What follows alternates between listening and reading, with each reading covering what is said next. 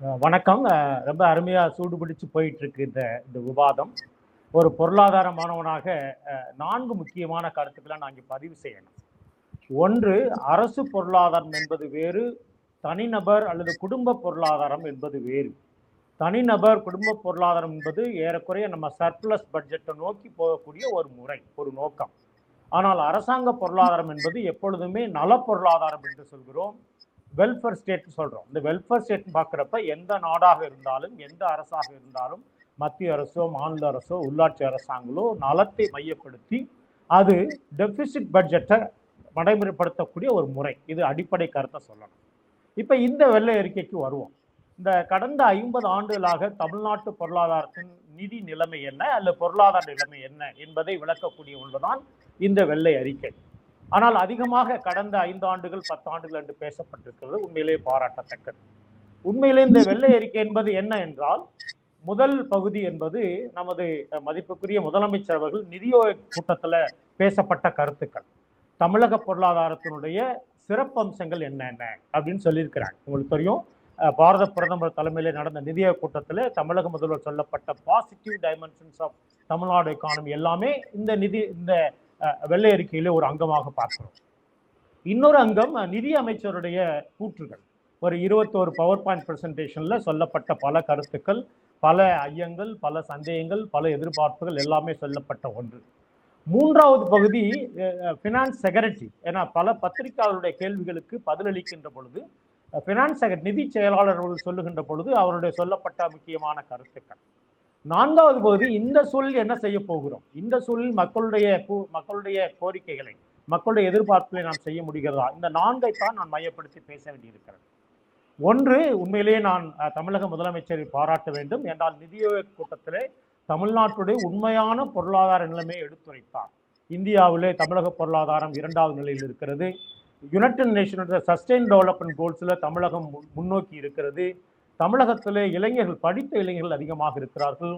தமிழகத்திலே படித்த வேலை செய்கின்ற பெண்கள் அதிகமாக இருக்கிறார்கள். இப்படி பட்டியலிட்ட எல்லா கருத்துக்களுமே உண்மை. உங்களுக்கு தெரியும், அந்த அறிக்கை என்பது நிதியோக அறிக்கையிலிருந்து முதலமைச்சர் பேசப்பட்ட கருத்து. அது ஒரு பகுதி. இது என்ன சிரமம் இருக்கிறது, என்னெல்லாம் சிக்கல் இருக்குது என்று பார்க்கின்ற பொழுது நிதி அமைச்சர் மிக அருமையாக பட்டியலிட்டார் 21 பவர் பாயிண்ட் பிரசன்டேஷன்ல. அதுல முக்கியமாக பேசப்பட்ட கருத்துக்கள் ஊழல் சார்ந்த நிர்வாகமாக இருக்கிறது, கவர்மெண்ட்ல கவர்னன்ஸ் சரியா இல்லாததுனால நிறைய இழப்புகள் இருந்திருக்கிறது என்று குறிப்பிடுகிறார். இன்னொரு விஷயம் இந்த திட்டங்களுக்கு இடையே சரியான திட்டங்கள் தீட்டி இருந்தால் அது திட்டம் என்பது ஒரு நலத்திட்டம் போக எப்படி அது வருமானத்தை ஈட்டுவது என்ற திட்டத்தையும் வைத்திருக்க வேண்டும் இந்த அரசு என்பதை சொல்லி குறிப்பிட்டிருக்கிறார். அவருடைய கூற்றுகள்லாம் உண்மை, அவருடைய கருத்துக்கள்லாம் உண்மை. அதே சமயத்தில் நிதியமைச்சர் எந்த அரசாங்கத்தையும், முந்தைய அரசாங்கம் எந்த அரசாங்கத்தையும் அவர் குறை கூறினாரா என்பது என்னுடைய பார்வையில் இல்லை. அதே சமயத்தில் நிதி ஆலோசகர், பினான்ஸ் செக்ரட்டரி, அவர் கூறுகின்ற பொழுது மிக அருமையாக குறிப்பிட்டார். கடன் அதிகமாக இருக்கிறதா, இந்தியாவிலே அதிகமாக கடன் பண்ற நாடுகளிலே மாநிலங்களே ஒன்று தமிழ்நாடு. ஆம். அதே சமயத்திலே மைய வங்கி, ரிசர்வ் பேங்க் ஆஃப் இந்தியாவுடைய ஆறுதலுக்கு அவங்களுடைய கட்டுப்பாட்டின் அடிப்படையிலே கடன் பெறுகிறோம். என்ன இங்க சிக்கல் என்றால், வாங்கிய கடனை எல்லாம் நாம் வளர்ச்சி கடனாக ஒரு பொதுமக்களுடைய நலத்தை மேம்படுத்துவதற்காக மட்டும் 100% செலவுப்பட்டிருக்கோம் என்றால் அங்கே லீக்கேஜஸ் இருக்கு என்பதை குறைய பார்க்கிறோம். அது கரப்ஷன் ஃபார்ம்ல இருக்கலாம், கவர்னன்ஸ் பாயிண்ட்ல இருக்கலாம், செலவிடுகின்ற தொகை தேக்கத்தில் இருக்கலாம், இந்த மாதிரி விஷயங்கள். இன்னொரு முக்கியமான விஷயங்கள் நம்ம சொல்லி ஆகணும். நிதி செயலாளர் பேசுகின்ற பொழுது நான் அரசியல் அப்பாற்பட்டு சொல்கின்றேன். ஏன்னா கடந்த 50 ஆண்டுகளாக மத்திய மாநில நிதி உறவுகள் என்று சொல்கிறோம், சென்ட்ரல் ஸ்டேட் பினான்சியல் ரிலேஷன் சொல்லுவோம். பட் கடந்த 10 ஆண்டுகளாக தமிழ்நாட்டிற்கும் மத்திய அரசாங்கத்திற்குமான நிதி ஆதார பகிர்விலே சற்று சிக்கல்கள் இருக்கிறது. ஒன்று ஜிஎஸ்டி கவுன்சில் மூலமாக, இன்னொன்று ஃபைனான்ஸ் கமிஷனுடைய ரிப்போர்ட் மூலமாக. அப்படி என்னால் என்ன, வளர்ச்சியடைந்த மாநிலங்களுக்கான பங்கு குறைவாகவும் பின்தங்கிய மாநிலங்களுக்கு பங்கு அதிகமாக இருக்கக்கூடிய ஒரு சூழலை தான் இந்த ஃபைனான்ஸ் கமிஷன் ரெஃபர் பண்றாங்க. அதே சமயம் ஜிஎஸ்டி கவுன்சில் என்ன முக்கியம், உற்பத்தி செய்யக்கூடிய மாநிலங்களுக்கெல்லாம் நன்மை அதாவது வருமானம் குறைவாகவும், நுகர்வு சார்ந்து இருக்கக்கூடிய மாநிலங்களெல்லாம் வருமானம் அதிகமாக இருக்கக்கூடிய சூழல். இது இயற்கையாகவே தமிழ்நாட்டுக்கு ஒரு பாதக சூழல் இருக்கின்ற சூழலை பார்க்கிறோம். அப்படி என்றால் என்ன என்றால், இந்த வெள்ளை அறிக்கையிலிருந்து நாம் தெரிந்தக்கூடிய 3 முக்கியமான விஷயங்கள். தமிழக பொருளாதாரம் சிறப்பாக இருக்கிறது, அதே சமயத்தில் தமிழக பொருளாதாரம் அதிகபட்ச கடனை வாங்கி இருக்கிறது. தமிழக பொருளாதாரத்தை சரி செய்யப்பட வேண்டும் என்றால் 6 மிக முக்கியமான செயல்பாடுகளை செய்ய வேண்டும் என்று நிதி மந்திரி குறிப்பிடுகிறார். ஒன்று, உங்களுக்கு அவர் குறிப்பிட்ட ஒன்று, கரப்ஷன் இல்லாத, அது கிளீன் கவர்மெண்ட் அப்படின்னு சொல்றாங்க. கிளீன் கவர்னன்ஸ் சொல்லலாம் நம்ம. அப்படின்னா என்ன? பெரும்பாலான துறைகள்ல, அது இபியா இருக்கலாம், அல்லது கனிம வளமா இருக்கலாம், மற்ற துறைகள் இருக்கலாம், எங்கேயோ லீக்கேஜஸ் இருக்கு. அது கரப்ஷன் ஒன்று சொல்றாங்க. இன்னொன்று சரியான முறையில பகிர்வு இல்லை. அதை திறம்பட செயல்பட்டோமானால் அங்கே நமக்கு நிறைய இழப்புகளை தடுக்கலாம். இன்னொன்று மிக மிக சாதுரியமான ஒரு பதில் என்ன என்றால், இன்றைக்கு வந்திருக்கக்கூடிய அரசு என்பது மத்திய மாநில அரசுகளுக்கான ஒரு நல்ல போக்கை கடைபிடிக்கக்கூடிய ஒன்றாக இருக்கிறது. ஏன்னா நிறைய நேரங்களில் மாநில அரசுகளும் மத்திய அரசுகளும் ஒரு முரண்பாடு இருக்கின்ற பொழுது மத்திய அரசு கிடைக்கக்கூடிய பல சாதக நன்மைகள் கிடைக்காமல் இருக்கிறது. எனக்கு தெரிஞ்சு இந்த சூழலிலே தமிழக முதலமைச்சர் என்பவர் கட்டாயம் மத்திய அரசிடமிருந்து அதிகமான நிதிகளை பெறுவதற்கான வாய்ப்புகளை அவருக்கு உருவாக்கி கொண்டிருக்கிறார். அவ்வாறு அதிகமான தமிழக அரசுக்கு வர வேண்டிய நிதி ஆதாரங்கள், தமிழக அரசுக்கு வரக்கூடிய முந்தைய நிதி ஆதாரங்கள் இப்பொழுது வருகின்ற பொழுது பல சிக்கல்களை தீர்ப்பதற்கு சாதகமாக இருக்கும். இப்ப இன்னொரு முக்கியமான பாயிண்ட் வந்துடுறேன். இப்ப இன்றைக்கு இருக்கக்கூடிய அரசுகள் மிக முக்கியமான சில நலத்திட்டங்களை அறிவித்திருக்கிறது. அது தாய்மாமன் சீராக இருக்கலாம், இளைஞர்களுக்கான வேலை வாய்ப்பாக இருக்கலாம், மற்றவையாக இருக்கலாம். இதை எப்படி சரி செய்ய முடியும் என்றால், இன்றைக்கு இருக்கக்கூடிய இந்த 21 பக்க பவர் பாயிண்ட் பிரசன்டேஷனுடைய நிதிமன்ற அறிக்கையை பார்க்கின்ற பொழுது சாத்தியம் இல்லை. ஆனால் சாத்தியம் உண்டு என்று 2 பேரும் சொல்றாங்க. யார் 2 பேரு?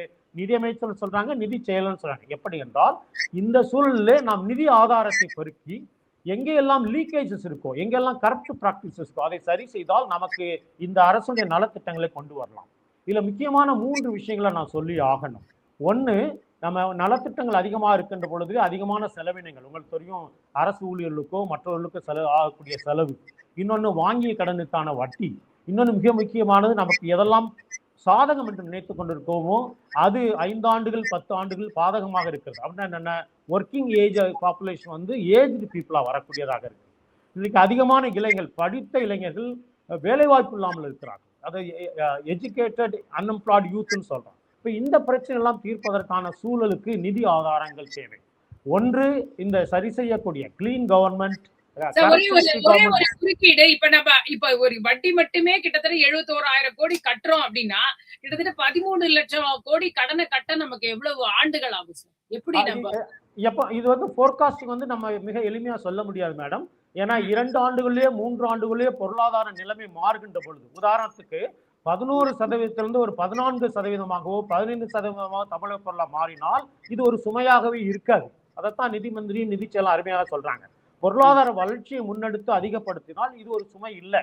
ஆனால் பொருளாதார வளர்ச்சிக்கு தடையாக இருக்கக்கூடிய பல விஷயங்களை நாம் இன்னும் தொடர்ந்து செய்து கொண்டு இருந்தோமே ஆனால் கட்டாயம் இது பெரிய சுமை, குறுகிய காலம் மட்டும் இல்லை, நீண்ட காலத்தும் சுமையாக இருக்கும். அதை தான் சொல்ல வர்றேன். எப்படி பொருளாதார வளர்ச்சி அதிகப்படுத்துது? உங்களுக்கு தெரியும், இந்தியாவில் அதிகமான பொருளாதார வளர்ச்சி கொண்டிருக்கக்கூடிய பல மாநிலங்கள்ல அல்லது சில மாநிலங்கள்ல தமிழ்நாடு ஒன்று. அப்படின்னா டபுள் டிஜிட் எக்கனாமிக் குரோத் ரேட்னு சொல்றோம்.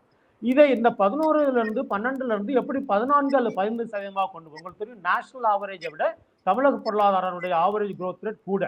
இந்த குரோத் ரேட்டுக்கும் வட்டியுடைய வளர்ச்சிக்கும் பார்க்கின்ற பொழுது நமக்கு நெருடல் இருக்கிறது. நான் ஏற்கனவே சொன்னேன், ரிசர்வ் பேங்க் ஆஃப் இந்தியாவுடைய ஒப்புதல் மூலம்தான் எந்த மாநிலமும் கடன் பெற முடியும். ஆனால் கடனை மட்டும் வாங்கிக் கொண்டே செல்வது அது சத்தியப்படாது. அது பொருளாதாரத்தை